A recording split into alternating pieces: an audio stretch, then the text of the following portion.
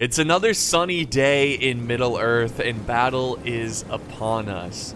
Isengard, who was literally crafted, literally formed to deal with the riders of Rohan, are more than capable of not just taking on Rohan, but any other army in Middle-earth. And today, they will be taking on the brave men from Gondor.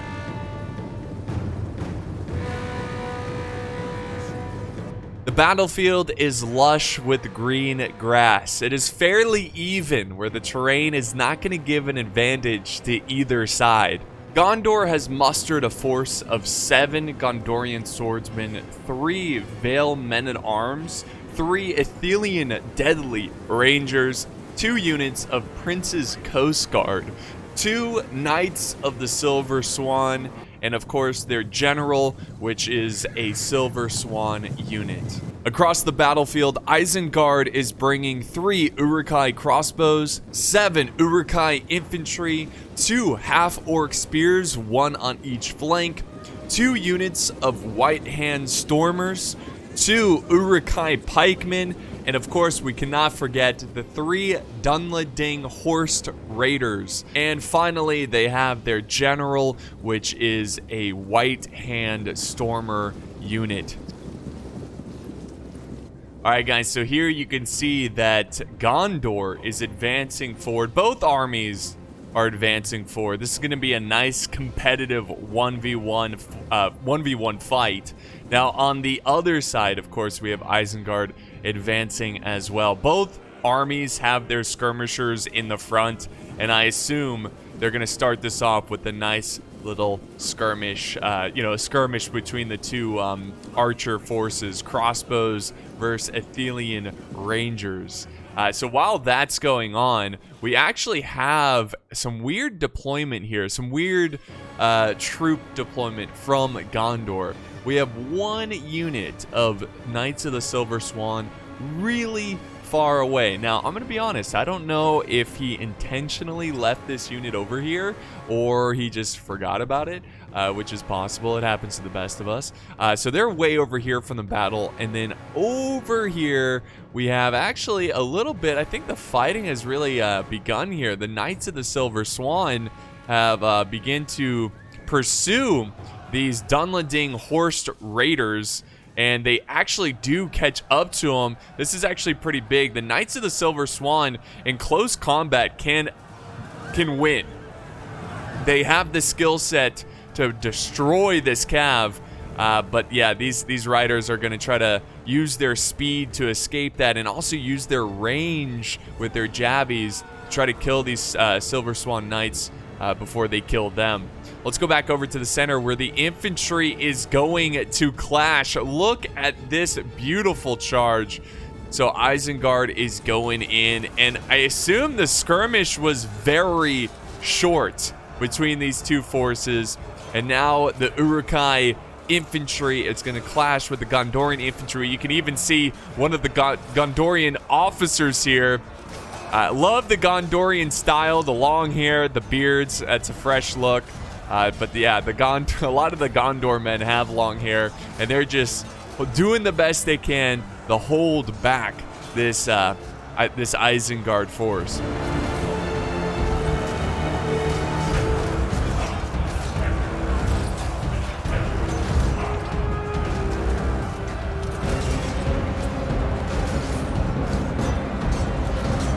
Now, meanwhile, the archers are in the back, letting loose some arrows, letting it fly. This is where they're going to have a bit of an advantage, because crossbows struggle at shooting over, units, because they're crossbows. They're more like guns, They shoot kind of directly forward. With these bows, you can kind of arch the shot a little bit, and they are doing a pretty good job of just focusing down these Uruk-hai crossbows, and the crossbows are just taking it like champs. So far, so good for Gondor, but we'll see how the infantry holds up. So far, we haven't seen any pikemen engage, and now we've got a charge from the general right into the White Hand Stormers. Now, the White Hand Stormers are better units compared to just the normal Uruk-hai infantry. These guys are pretty nasty. They look nasty, too. I mean, just look at these mad lads. Really, really trying to take it to these Silver Swan Knights. Now, do not underestimate the Silver Swan Knights because they are extremely good units. So they're definitely going to do a lot of damage. And they have some Vale Men-at-Arms aiding them in this struggle. So this is already a general v general battle, I believe. No. Just kidding. Just the general of Gondor is in the fight. And he's going to actually pull out of there without taking too many casualties, and he's going to leave it to the Vale Men-at-Arms to hold this flank. So let's get a little tactical view here of this struggle so far.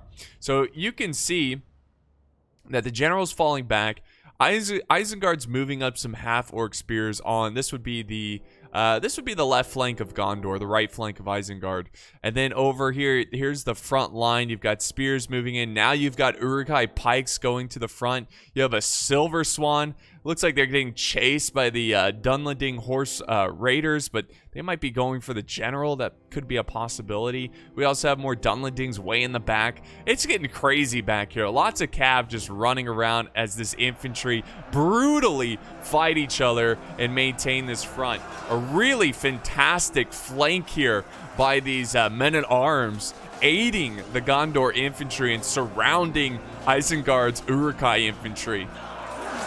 Now, meanwhile, the front line is still a bit of a stalemate as both sides have not made any obvious gains against the other.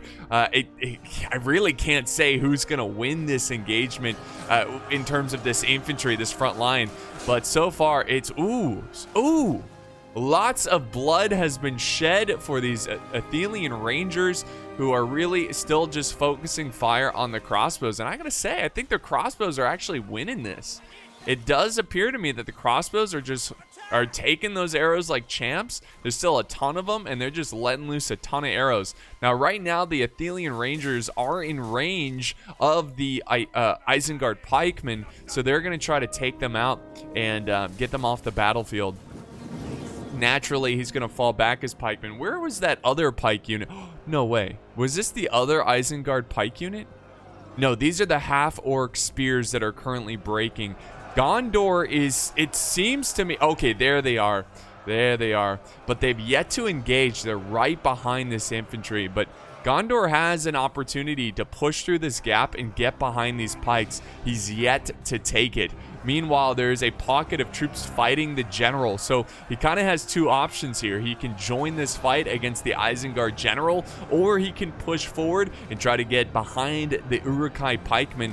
But now would be a good time for this because the Uruk-hai pikemen are moving forward and aiding. They're helping their Uruk-hai infantry.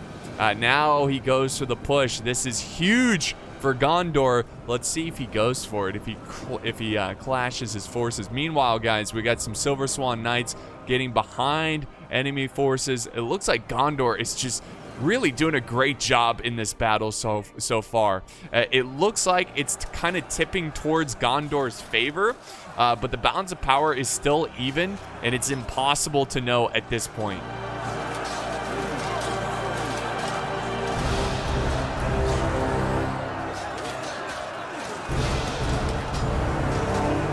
So the Silver Swan Knights are getting the heck out of there because we have some pikemen closing in. Not good for the Silver Swan Knights. They stayed a little too long in that engagement, and the pikes are now tearing them up. That's a huge loss for Gondor, and that's exactly what Isengard needs in this situation to turn this battle around. Because so far, guys, it does look like Isengard is kind of losing this fight, but there's still 9 minutes left in this struggle, so we'll see who's going to take it. Now over here, Isengard is winning this pocket of a battle. He's got multiple units taking on one unit of Gondorian swordsmen. If we continue to pan down this battlefield, Gondor is doing much better in this section, and it looks like the Athelian Rangers are being thrown into the fight in melee, which, you know, they're Athelian Rangers. They can definitely handle themselves in melee, but it is a little concerning seeing that he's already out of ammo,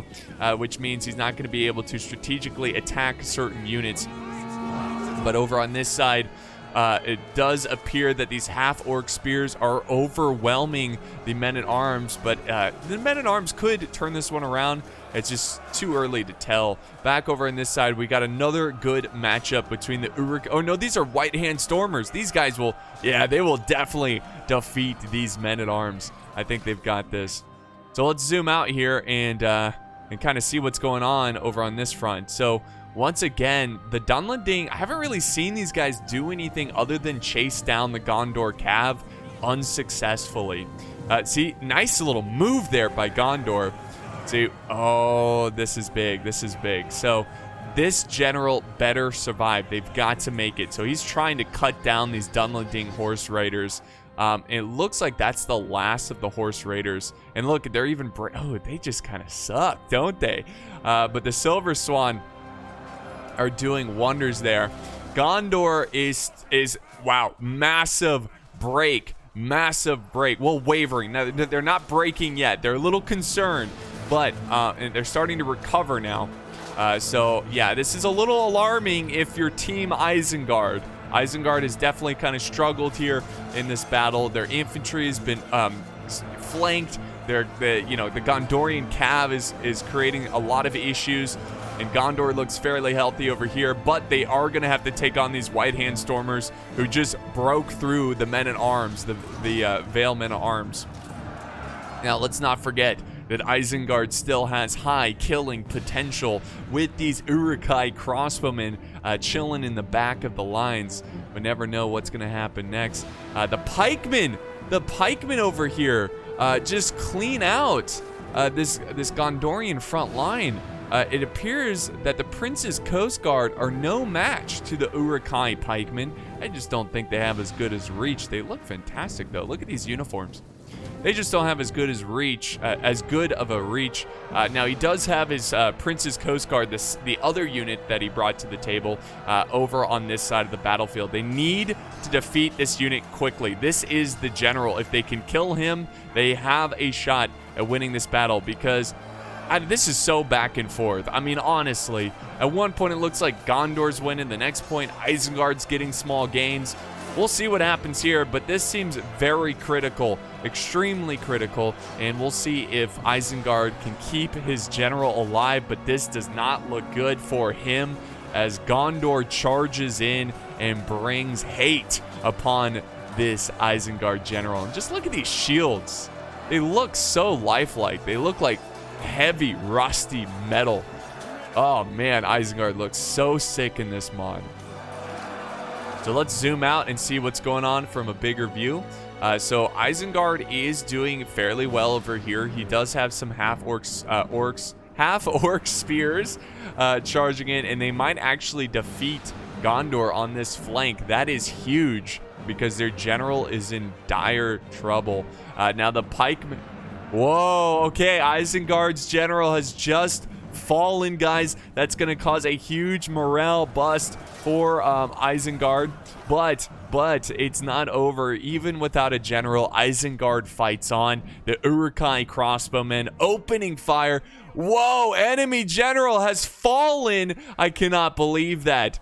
Man, you know, it's almost like the Dawnless Days heard me talking smack about them, and they're like, you know what, boys, let's show them. And they just take out a Silver Swan general, and I think Isengard might have sealed the deal there, because they still have Cav where Gondor does not, and Cav is so vitally important in these battles. So this Cav is now going to make its way over to the other front, and this is where things are going to get really interesting. Who's going to take this? Both sides have lost their general. Both sides have won on some infantry flanks. You know, on the right here, it looks like Gondor's winning. On the left, it looks like Isengard's winning. Like I said earlier, one thing that Isengard has over Gondor is a Cav presence. Even just one unit of light Dawnless Days Cav, you can do a lot of damage.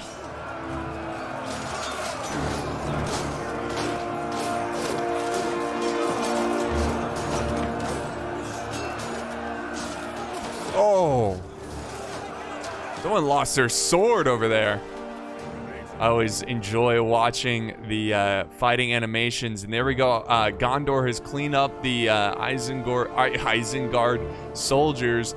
Now we have some Dunlading horse raiders looking for a charge on the coast, the Prince's Coast Guards, but they don't get the opportunity. Good map awareness by Gondor.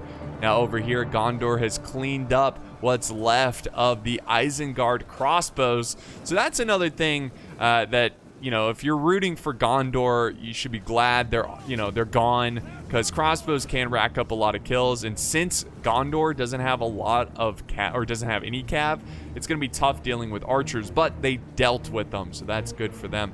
Now, this is where it's going to come down to the finale. Gondor's trying to rush in and save his unit, but it's too late. Isengard surrounded and cleaned them up. Now it's going to come down to this. And I got to tell you guys, it's still dead even. What a battle this has been. Absolute beautiful battle. It's going to come down to that cav. And, oh, the cav gets a great charge on the Athelian Rangers, but this cav better not stay too long. These Athelian Rangers know how to fight, and they try to get out of there, but they are breaking. Let's see if they recover, because they're going to need them. And there we go. Gondor is clashing with the orc spears with the Prince's Coast Guard. And they take it. Look at this front line. This is... You know, whoever wins this battle, I mean, both teams lose. You know, the amount of casualties, how both of them are barely winning or losing, depending on who's going to win this. Oh, and a nice cav charge in the back there. They hang on just enough, and that might just seal the victory. Oh, yes. Well, the cav break, but so do the Prince's Coast Guard. And it does, well, they've got to hurry up, because Gondor is on the verge of cracking these White Hand Stormers, who have been absolute monsters throughout this entire battle. Oh my goodness. Can they do this? Can they do this? They're going to flank around with the half-orc spears. Who would have thought these guys would have been so useful? But the spears are useful. They are extra numbers they can throw behind Gondor. Gondor is about to fight back to back. The balance of power is now in favor of Isengard. Oh, look at this epic soldier here. Let's see how long he's trying to buy time for the rest of his brothers in arms, but he's now surrounded by his actions, or because of his actions, he's surrounded, and he's gonna try to fight on here and see if he can get another kill. He's like, I'm going down for my brothers. That was kind of a weird phrase. I'm gonna die for my brothers. There we go. So let's see if he can hold on here. The unit is break. Look at just spears coming at every angle. There's no way. There's no way. Come on, dude. Come on, get another kill. Before this battle's done, you better get another kill. Oh. And, you know, even don't look at the bounce of power. It means nothing at this point. All it takes is a chain route. It's possible for both sides. Most likely going to happen for Isengard. I can't believe this guy is still alive. This is ridiculous. Look at him go. Look at him go. Just an absolute champ. There we go. He gets another kill. Let's go. Team Gondor. Oh, he dies. Okay, well, at least he got one before he went out, and his men are disheartened by it, and Isengard barely comes out on top by the skin of their teeth, and man, what a struggle. This really seemed like Isengard was going to lose. They just, at the beginning of the battle, their infantry just seemed to be getting overwhelmed, but Isengard did a great job of sending up their reserves. They had the Stormhand, the White Hand Stormers. They had the pikemen that moved in, and it was enough. And of course, we cannot forget about the cav that Isengard had that really saved the day at the end of the battle. So let's end this replay and look at the results here. Now, unfortunately, it doesn't show kills. I don't know why they did that for Attila, but it is what it is. So this was sent in by Corrupted Master 88. This was a great battle. This was really good. It was a small one, but a good one. And I want to cover more of these 1v1s. They're very competitive, and especially these close ones, you can learn a lot from them. So really good kills with the crossbows, and he did a fantastic job with the infantry. Some of them struggled with 31 kills, but a lot of them got over 100, 158, so not too bad there. Now on Gondor's side, the archers did pretty well. I wouldn't say an even spread. One got 74 and one got 361. So a pretty crazy kill difference. But, you know, it was such a close game. It's hard to pinpoint what was the biggest factor in this. I think both sides just did a great job, and it just came down to just a thread on a string. It just came down to, you know, basically that general battle where the general took on the Dunlending horse raiders, and they killed the general, and that just won the day for Isengard. So really great fight there, guys. Hope you enjoyed this one. If you did, don't forget to leave a like, a comment, share, and of course subscribe for more epic battles. I appreciate your support, guys, and I will see you next time on the battlefield.